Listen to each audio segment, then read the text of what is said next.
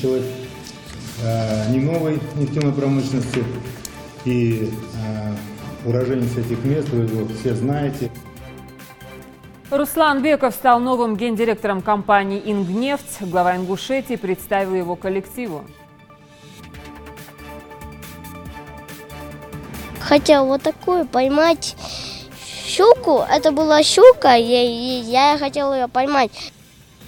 Но ждали своего улова еще 60 участников второго чемпионата СКФО по спортивному рыболовству в Ингушетии.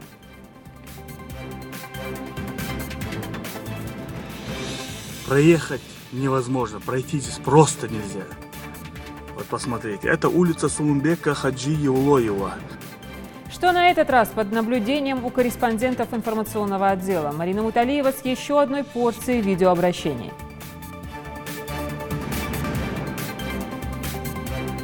Вечером 8 сентября жительница города Назрань со своей дочерью хотели перейти федеральную трассу М-29 в неположенном месте, где их тут же сбила машина. Все внимание к пешеходам, зебрам и лихачам. Кто-то из них обязательно становится причиной ДТП.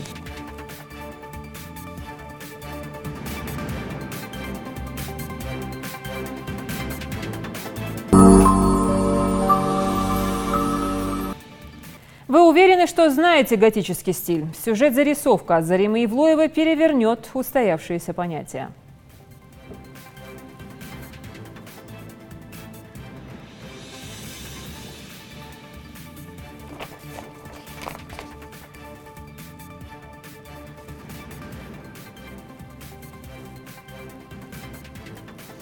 Добрый вечер. Это новости 24.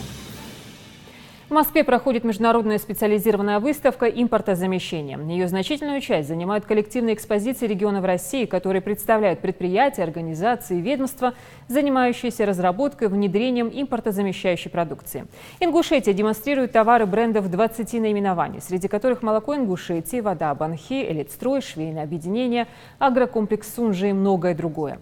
Одним из первых посетителей стенда Республики Ингушетия стал председатель правительства страны Дмитрий Медведев. Глава Ингушетии, который также прибыл на мероприятие, рассказал премьеру о высокой производительности товаров ингушских предпринимателей и лично продемонстрировал выставочную продукцию. Ну а позже прошло пленарное заседание под руководством премьера страны. Инусбек Евкуров и первый заместитель директора департамента нефтегазодобычи Роснефть Игорь Жерш представили коллективу «Ингнефть» нового руководителя. Им стал Руслан Беков, который ранее много лет работал в этой отрасли. Евкуров поздравил Бекова с назначением на должность, поблагодарил представителя Роснефть за хороший выбор. Глава региона озвучил ряд вопросов, которые требуют от нового гендиректора особого внимания и контроля. Игорь Жерш также сказал, что решение руководства компании принято в связи с переходом прежнего руководителя «Ингнефть» Башира Баркинхоева на новую работу.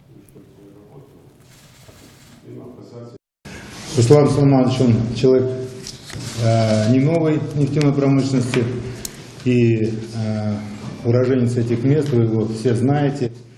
Поэтому мы очень надеемся, что он вольется в коллектив и будет продолжать результативная и эффективная работа. Займитесь руководителями на местах, разберитесь, кто как работает, разберитесь с плановостью и выполняет задачи или не выполняет. И после этого уже делайте какие-то там уже выводы. С кем надо работать, а с кем надо попрошаться. Понятно, да? Ну, вот как бы задача. 4 жителя Ингушетии удостоены почетных грамот от президента страны. Владимиром Путиным был отмечен их вклад в развитие республики и многолетнюю добросовестную работу. Среди награжденных и Микаил Олигов, механизатор ГУПа имени Серго Орджоникидзе. Он отдал полжизни своей любимой работе. Подробности у Светланы Томовой. 30 лет отданных любимому делу. Именно столько Микаил Олигов трудится механизатором в ГУПе Серго Орджоникидзе. Свой трактор он называет ласково «ласточкой». Микаил, как универсальный солдат, сегодня может сеять и вспахивать поля, а завтра его можно увидеть копающимся в неисправном моторе.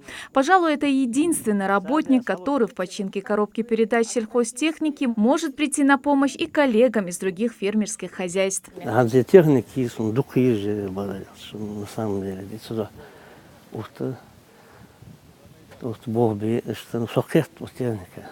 Любой двигатель, коробка, сунсек везет, аволис, с этого техники сатуэлас. Ветеринар по образованию Микаил Ольгов отработал по своей профессии 5 лет. Поступил на этот факультет не по своему желанию. Сам же он мечтал о работе с крупной сельхозтехникой. Хотел пойти по стопам отца и братьев. Но судьба и желание отца тогда распорядились иначе. Даже учиться я не хотел на ветеринара, я хотел на инженера или так. Но отец настаивал, я поэтому поступил на ветеринар. Коллеги Микаила уважают его за знания и безотказность в работе на поле и починке транспорта.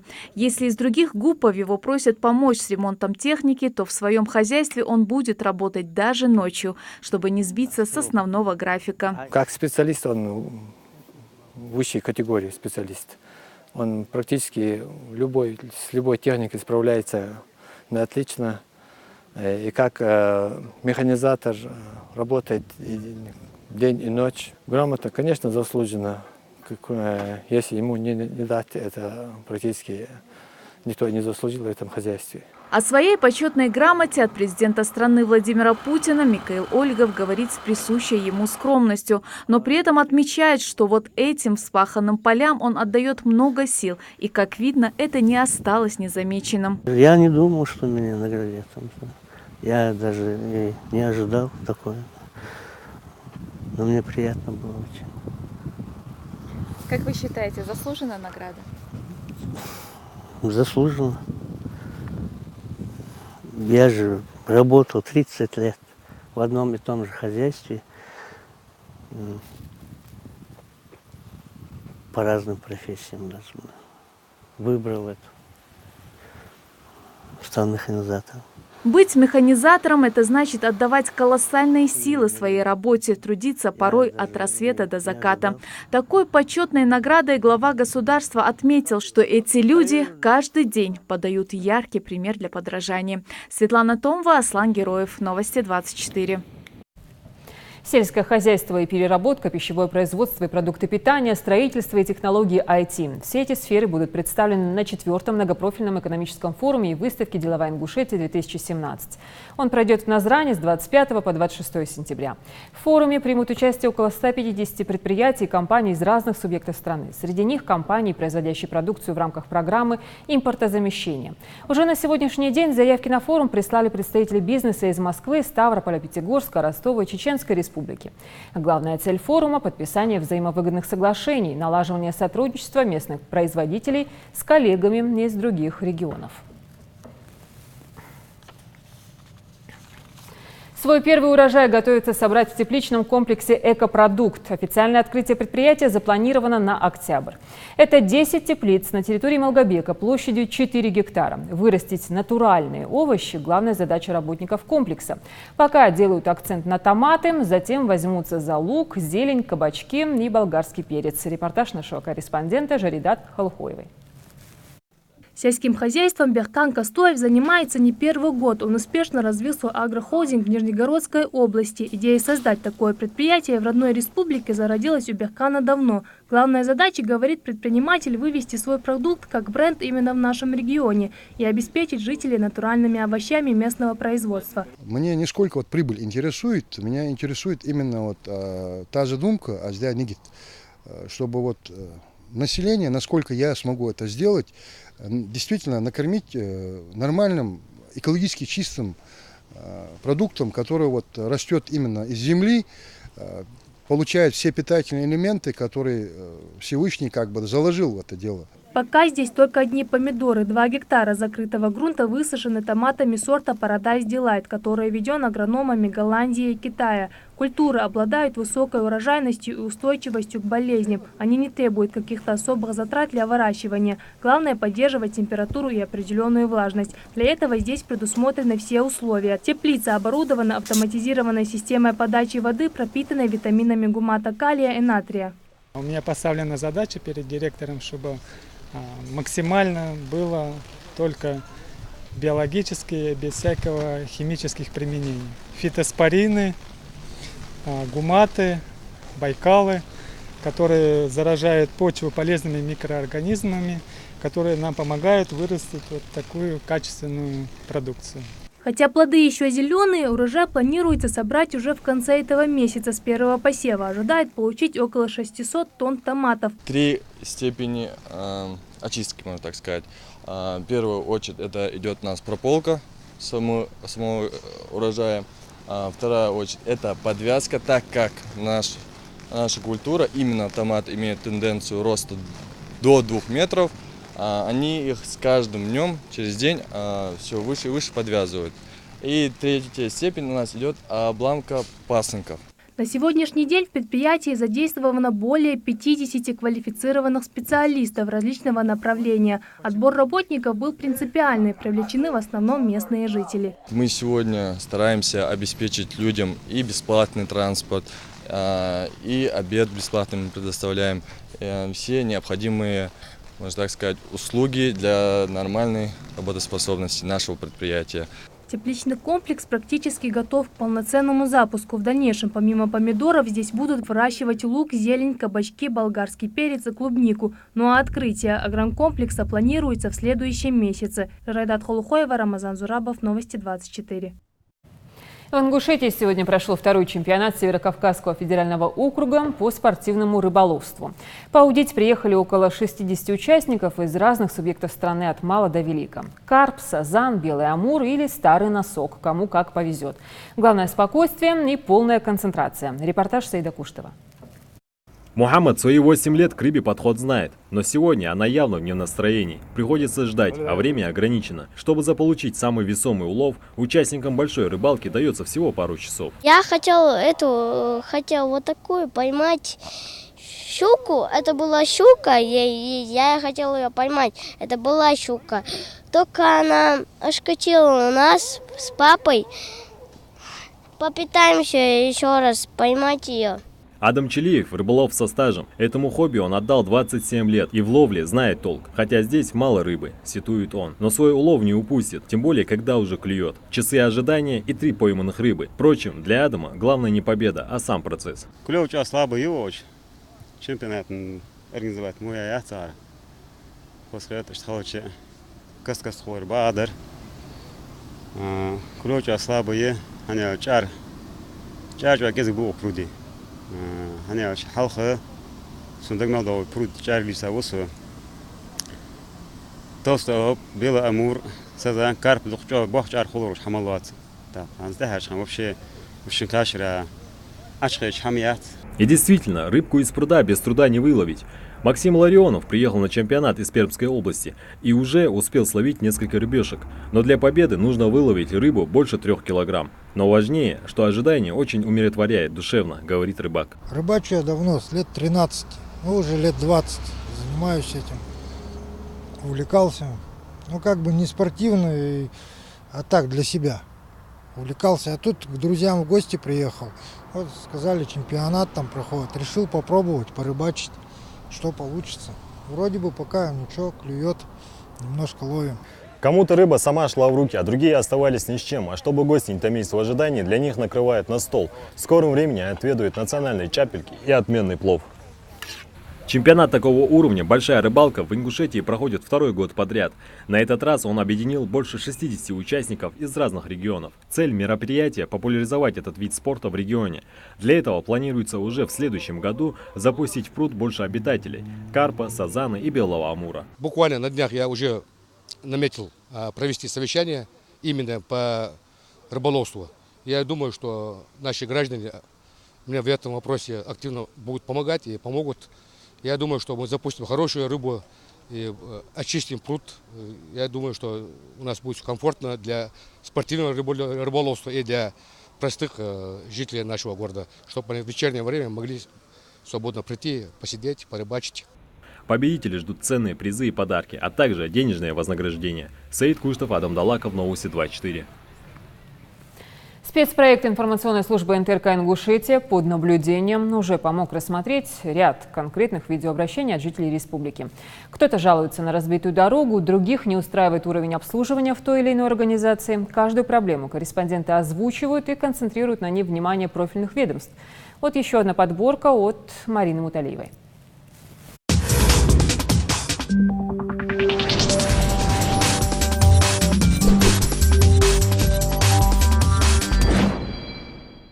У жителей дома номер 36 по улице Градусная температура воды в батареях уже давно не превышает эти самые 36 градусов. Летом-то все нипочем, а вот холодными зимними днями Миновсевидзижеву греет лишь надежда, что отопительный сезон оправдает свое название. Но по опыту школьная учительница знает, что рассчитывать на техническое обслуживание от газовой компании не имеет смысла. Это несмотря на то, что 6 лет назад она заключила договор с компанией «Газпром» газораспределения «Назрань». Со временем котел стал слишком часто выходить из строя. За все годы от компании ни разу не пришел мастер и не проверил, в каком состоянии оборудование. В последнее время, когда его включали, он начал взрываться уже. Потому что труба там сгорелась, стоит он неправильно.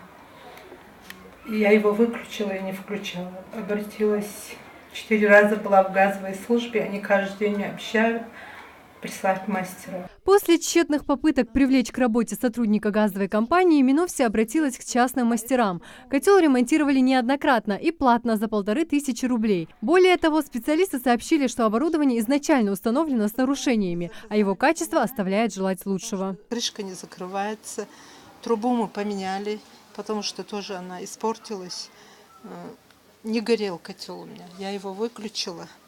Вот он стоит, видите, не закрывается.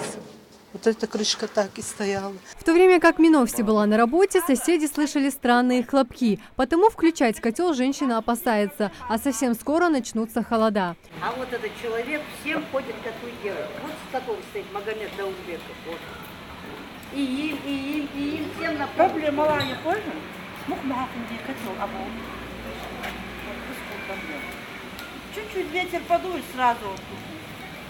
И нам приходится потом вызывать этих газовиков, платить за это. Каждый раз, когда Миновси приходила в газовую компанию, ей обещали прислать мастера. На этот раз женщина пришла в сопровождении съемочной группы. Мы попытались обсудить проблему с руководством, но нам категорически запретили снимать разговор, аргументировав тем, что СМИ должны заранее договариваться с пресс-службой компании. Я тебе еще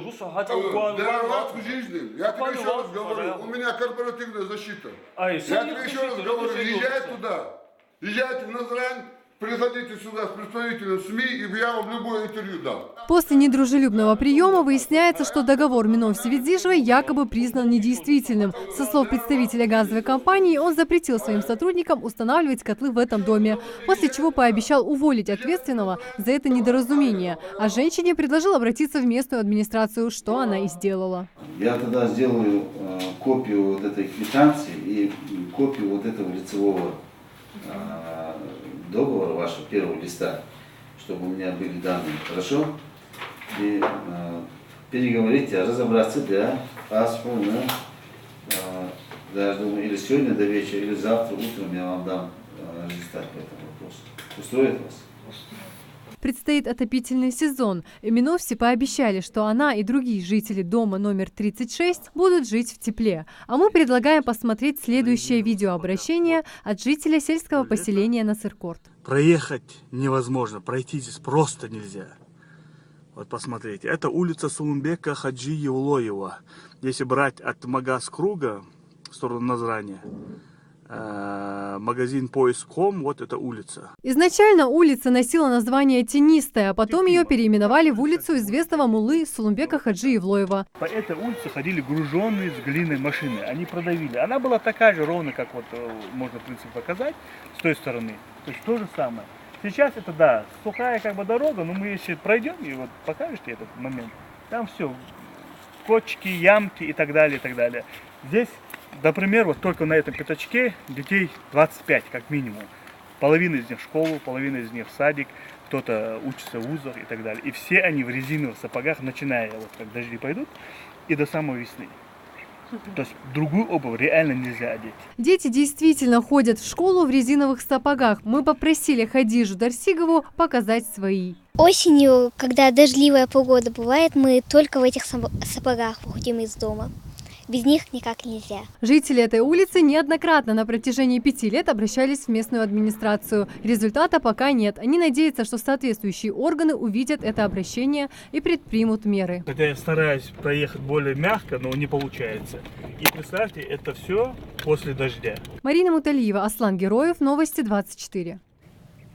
На участке дороги Назрань-Магаз сегодня начались строительные работы. К реконструкции приступили еще утром. Трасса двусторонняя, и сначала ремонт подвергнется дорога, ведущая в столицу, ну а затем противоположная сторона. О планируемых сроках и качестве проводимых работ знает моя коллега Мария Местоева. Ей слово. Двустороннюю трассу, ведущую в город Солнца, и из него проложили еще 5 лет назад. Качество дороги было вполне хорошим, и время, и ежедневный поток транспорта не истрепали полотно до ухабов и ям. Но тщательная проверка показала, что все же есть определенные несоответствия требованиям стандарта. Чтобы к теме реконструкции не возвращаться еще много лет и не доводить трассу до плачевного состояния, было решено провести капремонт. Местами были дефекты дорожного покрытия, начали обновить полностью верхний слой покрытия, освещение, замена, разметка, часть барьерного ограждения будет замена. Сдача объекта июля 2018 года, но мы планируем до конца 2017 года полностью сдать объект. Единственная просьба будет водителям автотранспорта, чтобы они отнеслись с пониманием возникающим неудобствам. Сейчас рабочие выкапывают траншеи, где разделялись двухсторонние полосы. Если раньше здесь проходила земляная полоса, то теперь ее заасфальтируют. А вместе с ней новым слоем асфальта покроют и всю дорогу. Там, где имеются неровности, конечно, придется проводить более серьезную работу. Но за качество представители подрядной организации ручаются. Прокладываем дорогу 4 километра у нас до столицы города Магаз. Мы всегда работаем качественно, и где мы работали раньше, никаких проблем у нас не было. Дорога, которую мы сейчас проложим, прослужит лет минимум 12. Конечно, водителям, да и жителям республики, которые ежедневно ездят в столицу на учебу или работу, придется запастись терпением.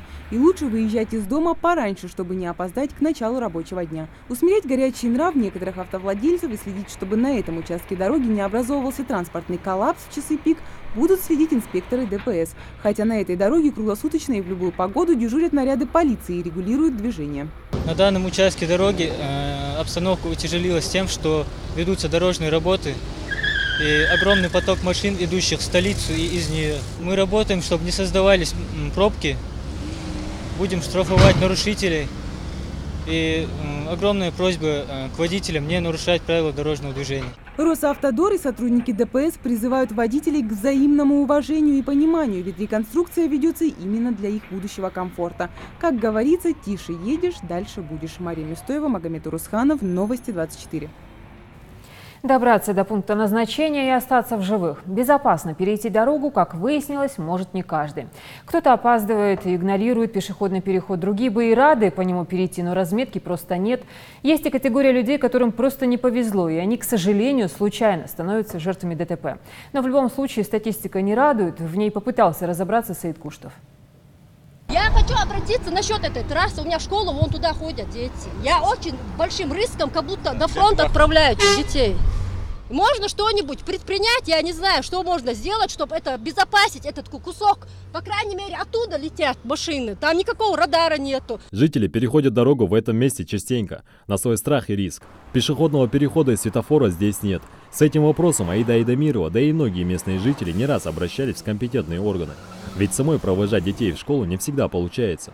До установленного светофора и разрешенного перехода тут больше 200 метров. Нет даже тропинки, которая ведет к школе. Для детей каждый день риск. Вечером 8 сентября жительница города Назрань со своей дочерью хотели перейти федеральную трассу М29 в неположенном месте, где их тут же сбила машина. От полученных травм девочка скончалась. Мама погибшей Динары находится в республиканской больнице. Пока она в тяжелом состоянии, со множественными переломами и ушибами. Все обстоятельства выясняются. Выясняется вина водителя, есть ли вина водителя, есть ли вина пешеходов. Стоит отметить, что пешеходы переходили в неположенном месте, но опять же от данного места происшествия до близлежащего пешеходного перехода порядка 200 метров. То есть пешеходный переход, как вы сказали, находится в районе школы новой 16 и в районе летнего амфитеатра. Только в этом году именно на этом участке дороги уже зафиксировано 10 ДТП со смертельным исходом, не считая числа пострадавших. Разрешенная скорость 60 км в час. Лихачи, несмотря на все последствия, все же умудряются превышать. Переходим, потому что нет переходной дорожки, потому что нет светофора.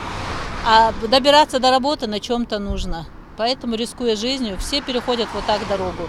Власти республики проводят плановые рейдовые мероприятия по выявлению нарушителей, используя всевозможные методы. Но водителей, как видно, это не останавливает. Обгоны в неположенном месте, езда в нетрезвом состоянии приводит к таким удручающим последствиям. Ситуация на дорогах Ингушетии весьма неутешительная. Всего за 8 месяцев текущего года в регионе зарегистрировано 132 дорожно-транспортных происшествия.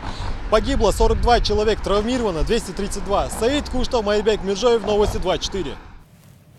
Сегодня день финансиста. Дата определена не случайно. В 1802 году император Александр I организовал в России Министерство финансов, одно из старейших учреждений страны, и по сей день играет ключевую роль при проведении денежной политики. Ну а как профессиональный праздник его утвердили 4 года назад указом президента Владимира Путина. К этому дню приурочили лекцию в Назрановском политехническом колледже. Лейла Гайсанова обо всем подробно. Своим этот праздник считают и в профильных образовательных учреждениях, где сегодня немного отошли от привычного расписания. В Назрановском политехническом колледже устроили День финансовой грамотности. Такая форма общения позволяет ребятам больше узнать о той отрасли, в которой им предстоит работать. Лекции для студентов колледжа – дело привычное, только преподаватель сегодня незнакомый. Одной из первых на встречу со студентами пришла начальник отдела планирования доходов Министерства финансов Республики Дана Аушева. Для сотрудников Минфина это хорошая возможность привлечь внимание студентов к работе министерства. Специалист поясняет ребятам, какими нормативными актами регулируется бюджетное законодательство, что такое бюджет, из чего складывается его доходная часть. Особенно их интересует, за счет чего формируется республиканский бюджет. К примеру, в прошлом году аж на 40 миллионов бюджет региона пополнился только из-за нарушений правил дорожного движения. Этот показатель, правда, никого не радует. Осветили ребятам такие темы, как налоги, налогообложение, как формируется бюджет республики Ингушетия. Мы также ознакомили ребят с деятельностью нашей работы, в чем заключается наша работа. Надеемся, что подобные лекции и подобные встречи позволят ребятам определиться с будущей профессией, может быть, более укрепиться в ней. Представитель Министерства финансов Ингушетии не понаслышке знает о планировании доходов, поступивших в регион. В этой области она работает 20 лет и знает, как распределялись средства в республике с 1997 года. Лектор отвечает на все интересующие ребят вопросы. Для студентов это шанс познакомиться с будущей профессией. Все они выбрали для себя экономический факультет. Для тех, кто только поступил, это возможность убедиться, что профессию выбрали не случайно. А кто-то из них точно знает, что это дело всей его жизни. Я выбрала это направление, потому что это очень интересно, в первую очередь, это то, что интересует меня. И вообще у нас вся семья состоит из экономистов, это моя сестра, мой отец, который является также ярким примером для меня. Второй курс мне становится еще интереснее, потому что появилось очень много спецпредметов, которые действительно, это вся та практика, которая мне интересна. Студенты понимают, что для успешной карьеры надо много работать над формированием профессионального имиджа и быть финансово грамотными. Акция, безусловно, способствует развитию этих навыков. Я для себя узнал, за счет чего формируется государственный бюджет, за счет чего поступают денежные средства, налоги. За счет поступления налогов в государственный бюджет в нашей республике развивается образование, промышленность, здравоохранение. В будущем, возможно, от умения сегодняшних студентов точно оценить финансовую ситуацию, оперативно предсказать ее перспективы, будет зависеть экономическая стабильность региона. Самое главное для них – умение грамотно планировать и эффективно распределять денежные ресурсы. Ни для кого не секрет, что финансы – это кровеносная система экономики, поэтому от высокого профессионализма и ответственности нынешних и будущих финансистов Ингушетии зависит благополучие жителей республики. Лейла Гайсанова, Хаваш Гойгов, Новости 24.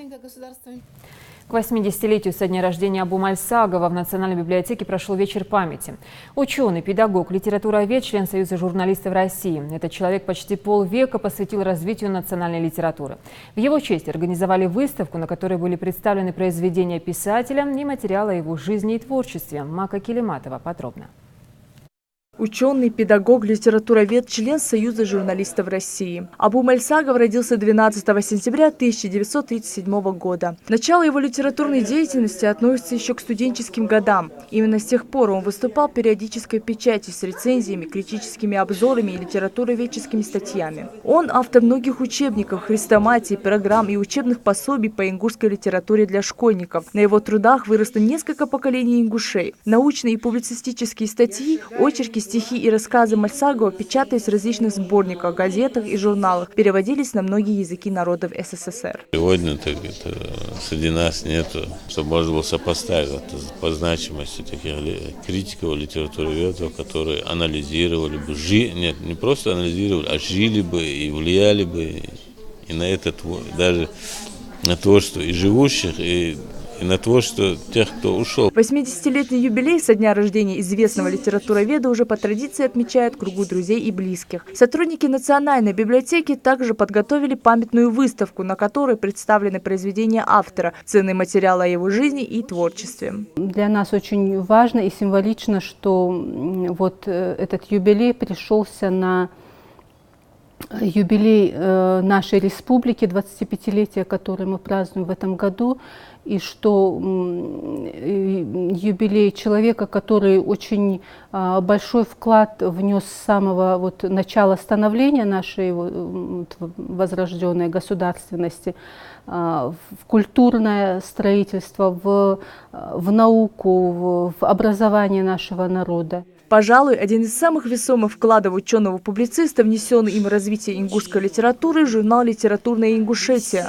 Абу Мальсагов стал инициатором его создания, бессменным редактором которого оставался до конца. На страницах журнала публиковались многие неизвестные широкому читателю произведения ингушских авторов, дебютировали молодые писатели. Когда почувствовал, что собственно, никто и не собирается его делать, он специально приехал и в 1997 году приложил все силы с тем, чтобы его основать. Мальсагов постоянно работал с творческой молодежью, напутствовал и вывел в литературу много талантливых писателей. В течение 15 лет, будучи руководителем Республиканского творческого объединения молодых писателей, организовал конкурсы молодых литераторов, многие из которых получили путевку в большую жизнь. Я сейчас запомнила его наставление. Он часто говорил, что после проведения конкурсов среди молодых, он это каждый год практиковал, и он говорил, что нельзя останавливаться на достигнутом. У вас на сегодняшний день, если что-то есть, то это непременно надо идти вверх, надо все это продолжать, приумножать. Никогда на успехе нельзя останавливаться. Говорить о достижениях и большом научном наследстве, которое оставил после себя Абу Мальсагов, всегда будет мало, отмечать здесь. На вечере не только его друзья и товарищи по призванию, но и самые родные люди ученого. Он сильно и мать, и отец он сильно опекал, уважал. И нас тоже. Мы брат и сестра только у него. И нас тоже так же. Абу Мальсагов оставил после себя очень яркий, многогранный творческий след. Можно с уверенностью сказать, что жизнь свою он посвятил одной цели – служению своему народу. Собранный им за долгие годы архив – бесценное национальное достояние ингушей, кладезь ингушской литературы и фольклора. Мака Келиматова, Тимур Карахоев, Новости 24. В аэропорту Магас сегодня встречали Мухаммеда Евлуева, серебряного призера юношеского первенства мира по греко-римской борьбе. Соревнования проходили в Афинах. Воспитанник спортивного клуба «Ади Ахмат», выступавший в весовой категории 85 килограммов, принес еще одну медаль в копилку российской сборной. В финальной схватке ингушский борец с небольшим разрывом в счете 5-3 уступил Мухаммеду Дурсуну из Турции и стал вторым на юношеском первенстве мира. Евлуев в нынешнем году уже успел завоевать золото чемпионата Европы по греко-римской борьбе среди юношей, который проходил в сербском Белграде. В итоге получил шанс попробовать свои силы на мировом помосте. Всего я провел 5 схваток, из которых 4 выиграл. В финале чуть-чуть дал поволноваться. Ничего, все по воле Всевышнего. Я хотел бы поблагодарить своего тренера Белхараева Руслана за то, что подготовил меня к этим соревнованиям, за то, что подготовил, воспитал ко всему. Для нас, для тренерского штаба, Евлуев Мухаммед чемпион. Это победа. Это серебро, это не одного человека, это общекомандное, тренерский штаб, сборные тренера у нас есть еще. Это общая победа наша, можно сказать. Ингушский боец смешанных единоборств Алик Албагачиев проведет свой очередной бой в рамках Лиги М1. Турнир М1 Челлендж 83 пройдет в Казани 23 сентября и соберет под своей гидой лучших бойцов лиги. Наш земляк на этом турнире сразится с Русланом Хисамуддиновым, чемпионом Татарстана по ММА 2015-16 годов из бойцовского клуба «Дивизион». Свой последний бой Алик Албагачиев провел против Филиппа Нарижнего в рамках битвы в горах. Предстоящий поединок станет 4-м в карьере Алика и очередным испытанием для ингушского бойца. Поражений еще наш боец не испытывал, так что пожелаем ему удачи. Сета Яндиева вновь покоряет искушенных петербуржцев. Известный мастер стала специальным гостем показа работ ведущих дизайнеров Санкт-Петербурга Ассоциации 2017. Это уже 9-й по счету фестиваль, который прошел под девизом «Готика. Новые смыслы». Дизайнеры доказали, насколько многогранным может быть готический стиль. Зарима Ивлоева вдохновилась. Царское село на протяжении столетий вдохновляет архитекторов, живописцев, мастеров декоративно-прикладного искусства, поэтов. Это место сочетает различные стили и исторические эпохи. Именно здесь с 2009 года объединяются лучшие петербургские дизайнеры. В 2017-м более 2500 человек стали зрителями театрального дефиле «Готика. Новые смыслы». Во время проекта в павильоне «Турецкая баня» была выставлена коллекция ингушского дизайнера Сеты Яндиевой. Такая экзотическая выставка впервые проходила в рамках уже полюбившегося петербуржцам проекта ассоциации. Главным экспонатом от бренда Янт стало национальное ингушское платье в современной интерпретации с использованием исторических украшений XIX века.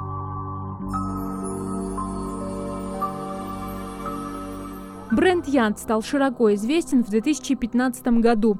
Роскошные платья для намаза уже выставлялись на различных выставках в Париже и в Петербурге. Команда Янт делится, что они пытаются понять и объединить людей разных конфессий через красоту и религию. Дебют бренда в проекте ассоциации совпал с 25-летием родной Ингушетии дизайнера Сеты Яндиевой. Эту выставку Яндиева посвятила республике именинницы. Зарима Ивлоева, Новости 24. Следите за новостями на канале Ингушетия и до встречи в эфире.